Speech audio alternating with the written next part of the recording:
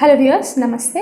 అడినోమయాసిస్ అంటే ఏంటి? గర్భసంచి వాపు అంటే ఏంటి? ఎందుకు వస్తుంది? దానివల్ల ప్రాబ్లం అంటే ఏంటి? ఓకే, దీని గురించి తెలుసుకుందాం. This is doctor Kavya, fertility expert, 49 hospitals, Vizag branch.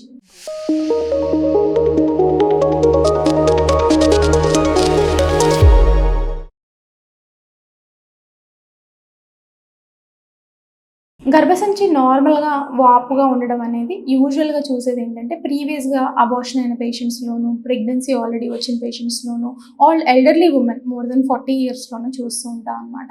అయితే మనం ఇన్ఫర్టిలిటీ సెంటర్స్కి వచ్చేసరికి, పిల్లలు లేని వాళ్ళ దగ్గరికి వచ్చేసరికి ఈ గర్భసంచి వాపు అనేది ఎక్కువ పర్సంటేజ్లో చూడటం అనేది జరుగుతుంది.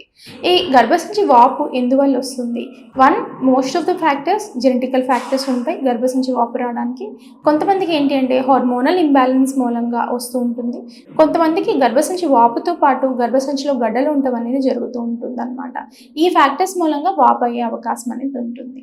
మళ్ళీ హిస్టరీ అడిగితే, ప్రీవియస్గా అబార్షన్ అయిన పేషెంట్స్కి డిఎన్సీ అనేది పర్టికులర్గా చాలామంది చేయించుకుంటారు. ఆ పేషెంట్స్లో కూడా వాపు అనేది కనిపిస్తూ ఉంటుంది అనమాట.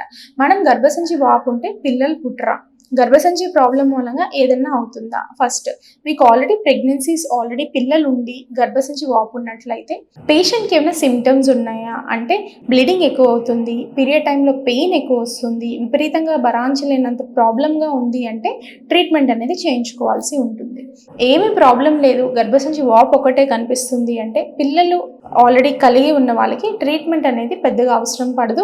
ఇయర్లీ వన్స్ కానీ 6 months వన్స్ కానీ గర్భసంచి వాపు పెరుగుతుందా లేదా అని మానిటర్ చేసుకోవడం అనేది మంచిది. సెకండ్ ఫ్యాక్టర్స్, పిల్లలు లేని వాళ్ళకి, ప్రెగ్నెన్సీ కోసం ప్లాన్ చేసుకుంటున్న వాళ్ళకి గర్భసంచి వాపు వచ్చినట్లయితే వాపులో కూడా రకరకాలు ఉంటాయన్నమాట. ఒకటే ఉండదు. గర్భసంచి ఓన్లీ ఒక పక్క మాత్రమే వాసు ఉంటుంది. కొంతమందికి యూనిఫామ్గా గర్భసంచి వాపు అనేది ఉంటుంది అనమాట. ఏ టైప్ ఆఫ్ గర్భసంచి వాపు అని ఐడెంటిఫై చేయించుకుని గర్భసంచి వాపుని క్లియర్ చేసుకోవడానికి రకరకాల ట్రీట్మెంట్స్ ఉంటాయి. ఫస్ట్ అది మెడికల్గా, ఎవరు ఆపరేషన్స్ చేయరు, మెడికల్గా మేనేజ్ చేయడానికి ట్రై చేస్తారు. అంటే ఇంజెక్షన్స్ ద్వారా గర్భసంచి వాపుని తగ్గించడం అనేది జరుగుతూ ఉంటుంది.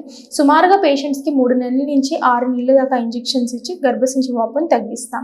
గర్భసంచి వాపుని తగ్గించిన తర్వాత వాళ్ళకి ప్రెగ్నెన్సీ ప్లాన్ అనేది చెప్పడం అనేది జరుగుతుంది అనమాట. వాళ్ళ రిజర్వ్ బాగుంది, అంతా బాగానే ఉంది, హస్బెండ్ వైఫ్ అంతా ఫర్టిలిటీ సైడ్ అన్ని చెకప్స్ చేయించుకున్నారు, బాగానే ఉంది అంటే న్యాచురల్ ప్రెగ్నెన్సీ కోసం ట్రై చేయమంటం అనేది జరుగుతుంది.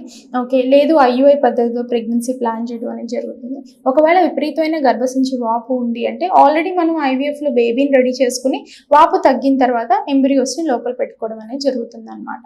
ఇది గర్భసంచి వాపు మేడం కంప్లీట్గా తగ్గుతుందా, పర్మనెంట్గా ఇంజెక్షన్స్ ద్వారా తగ్గుతుందా అంటే, గర్భసంచి వాపు తగ్గించడానికి కంప్లీట్ పర్మనెంట్ సొల్యూషన్ అనేది ఏమీ లేదు. మనం రెగ్యులర్గా మేనేజ్ చేసుకున్నట్లయితే ఇంజెక్షన్స్ ద్వారా మాత్రమే సైజ్ తగ్గుతుంది.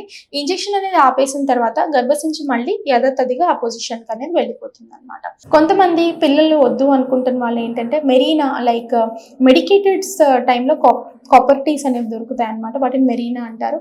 అవి యూస్ చేసుకుని కూడా గర్భసంచి వాపుని తగ్గించుకునే అవకాశం అనేది ఉంటుంది అనమాట. Thank you viewers.